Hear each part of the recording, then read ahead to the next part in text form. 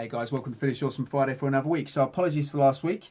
Due to half term and the kids being around, it got quite difficult to actually find 10-15 minutes I could actually sit down and get this recorded and put out to you guys. So I skipped a week and it came out this week instead, but now it should be back to normal. Okay, so over the course of the 3 layers of awesome, obviously we've covered the 3 main areas that are important to getting the goals that you want. So obviously we covered diet first. That was a big part. Making sure you get your diet right is obviously the first layer of awesome. You want to make sure you get that done. We then carried on to training. So then we split training down into its 3 layers as well, but it was the second layer. It's the second most important. Once you've got your diet correct, your training will then enhance those results into the next bit.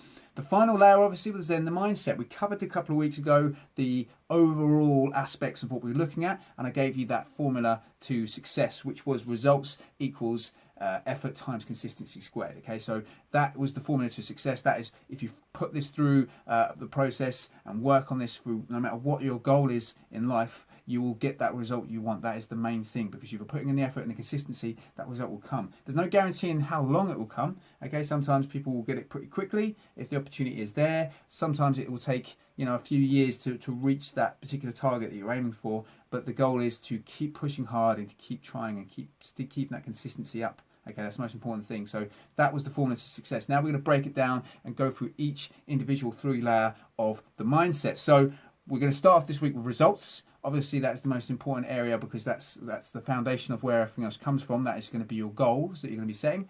Your next level is effort. Okay, so how hard you work towards those goals are obviously going to help you get those goals. And then the final piece obviously is to make sure you get that consistency within there. So we'll break down each one and talk about how you actually set yourself up for those things. Before we go on to the next stage, obviously I don't want to come across like I am some sort of expert in terms of psychology or in terms of mindfulness, whatever you want to do, mind health. I am literally just talking from experience, as I always do with my coaching. I'm never someone to spout off things that I don't do myself and don't believe myself. It's just not how I roll. So this is all from how I see the mindset and how I see, goal setting and everything else. It's not the gospel, but by all means, question it if you want to, but you will be wrong.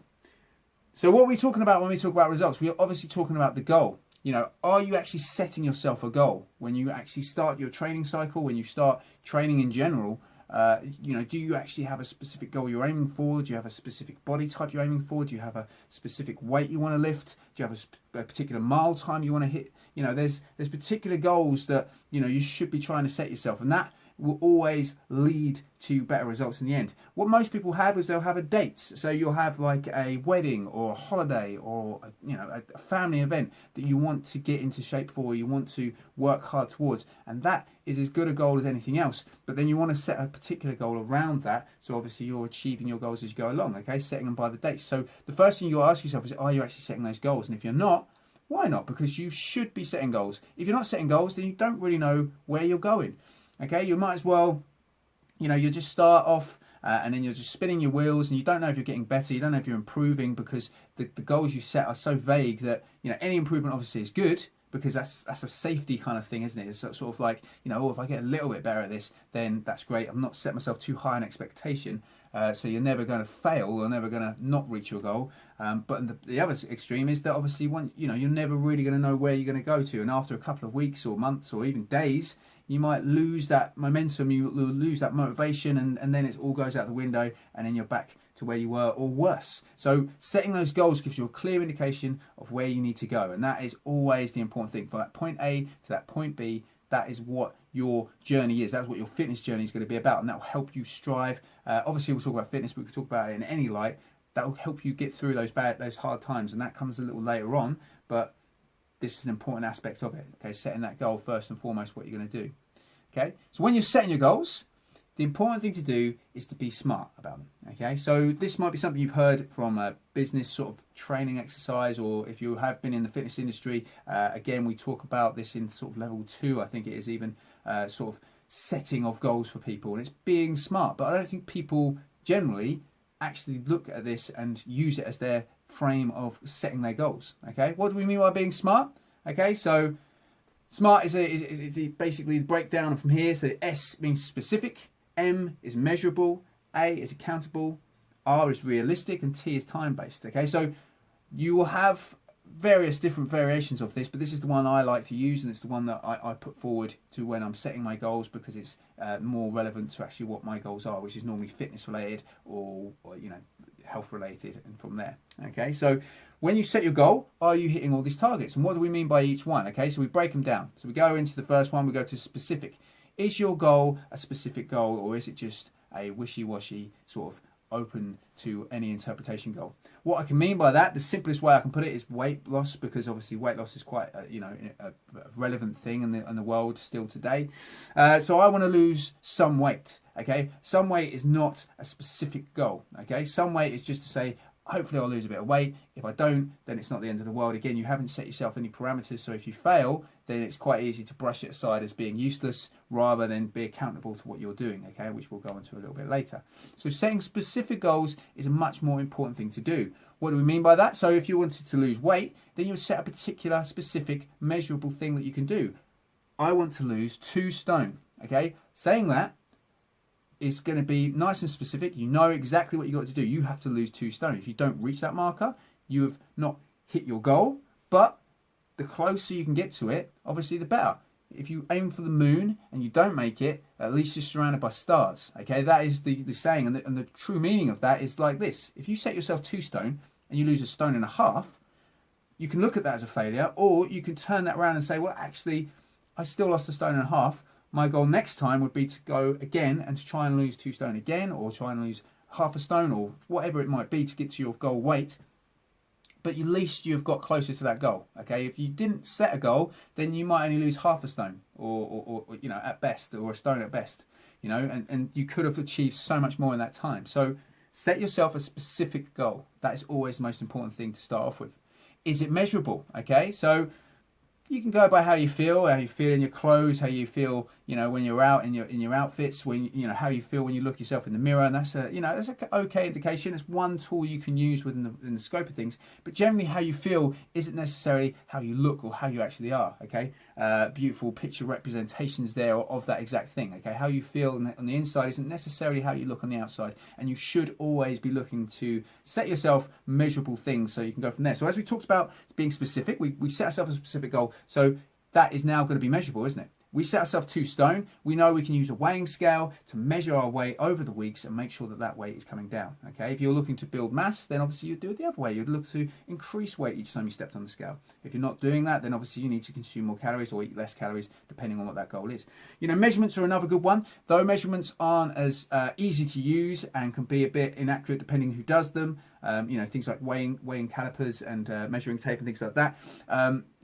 It's still a good tool to use. Some people don't like to use the weighing scale, so using measurements is another tool you can use, as long as you're being specific about it and you're saying, right, I want to lose, say, you know, 1 inch off my tummy, 1 inch off my hips, you know, 0.5 inch off my arms. Then, you know, you're setting again measurable goals that you can go for. Okay, so is it measurable? So we've been specific, we set a goal, we made sure it's measurable. That's great.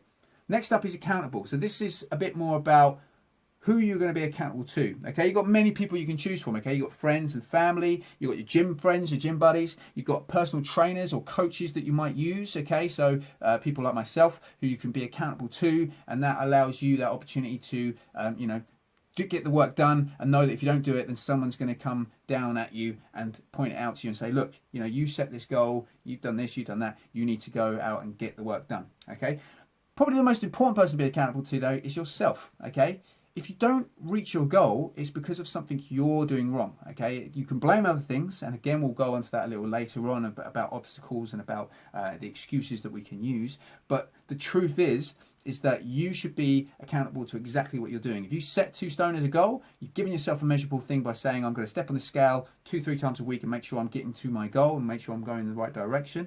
Okay, then it's up to you to do those things. No one else is going to do it for you, but you can have other people there to help be accountable for you. Okay, so that's an important aspect again of this goal setting thing. Make sure you tell people what your goal is, and the more people you tell, the more opportunity you have to be accountable to people from there.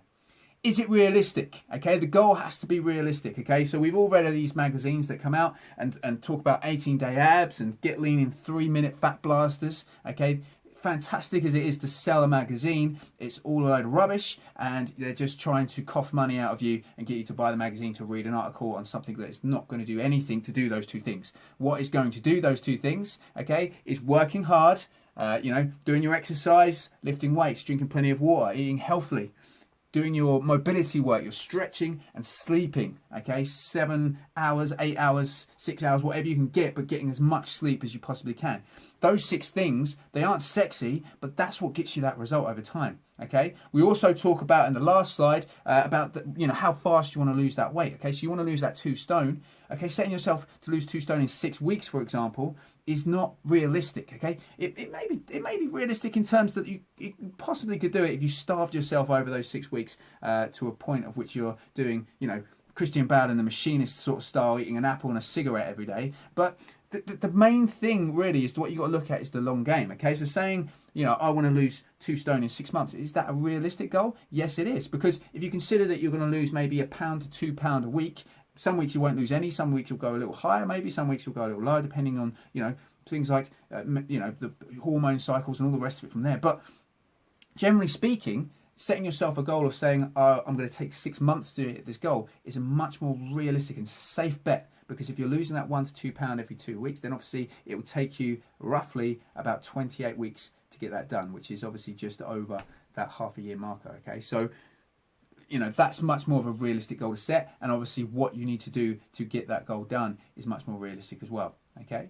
And last, is it time-based, okay? So have you set yourself a particular time to get that done? So as we were just talking in the last thing about saying, I want to do this in 6 weeks, I want to do this in 6 months, okay? So if we were to say from January, you're going to set yourself that goal of doing it in 6 months, obviously you'll be looking around about June, so you should mark that on the calendar. Say, I want to lose 2 stone by this date, okay? I want to be more awesome, I want to be fitter, I want all the good things that come with it, okay? If you set that time, then you have something to aim for, and you have to build towards that. So we said it could be an occasion, it could be a wedding or a party that you're going to. As long as you've got something, on the calendar that you can see every day, and you can look at that and go, okay, right, I've got, if I fall off the wagon a little bit, or if I go a little bit off track, I've still got to get my head back on and get towards that goal.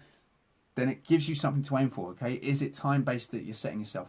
So, as we look at that specific, okay, we set ourselves 2 stone. Is it measurable? Yes, we can use a scale. If you've got accountability with yourself, yes. With my friends, with my gym buddies, yes, I've set those from there. Is it realistic?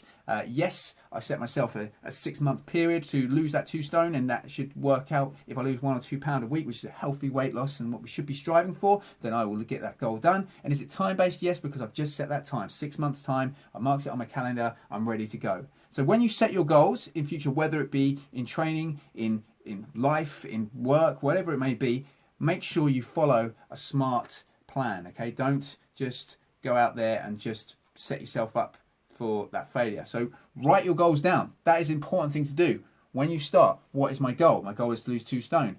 And then you go underneath it and you just keep literally right underneath it. Is it specific? Is it specific? Is it measurable? Okay. Am I accountable? Who am I accountable to? Is it a realistic goal I'm setting myself? And is it time-based? And if you're doing those every time you set a goal, no matter what that goal is, you'll start to see that what you're setting yourself might be unrealistic. So you might think, okay, well, maybe I have to rethink my goals, and it takes you back to your goal and make sure that what you're setting is 100% accurate and is going to be achieved by yourself. Because if it's not achievable, if it's too far out there, it's going to be very hard for you to stay motivated, because it's going to take such a long time to get there. So chip away at the smaller goals and build up towards the bigger goal, your ultimate goal that you want to achieve. Okay, guys, hope you enjoyed that. That's the first week. That was results. So next week, we'll start talking about effort. So when we think about effort, we're actually thinking about something like motivation. Okay, so what motivation is and how you stay motivated to keep your effort at its highest point. Any questions or anything you want to know, obviously just chuck a comment at the bottom of the video, or speak to me in person at the gym. Send me an email from there. Emails and things will be changing in the next couple of weeks. I've got some big projects coming up that I'm going to be sharing with you guys as we go along over the next few weeks, hopefully, and some big things that are going to start happening to you Peak Performance with myself as well. So obviously just throw a comment, throw any questions you need to, guys. Just be awesome. Have a great weekend, and I'll see you next week. Catch you.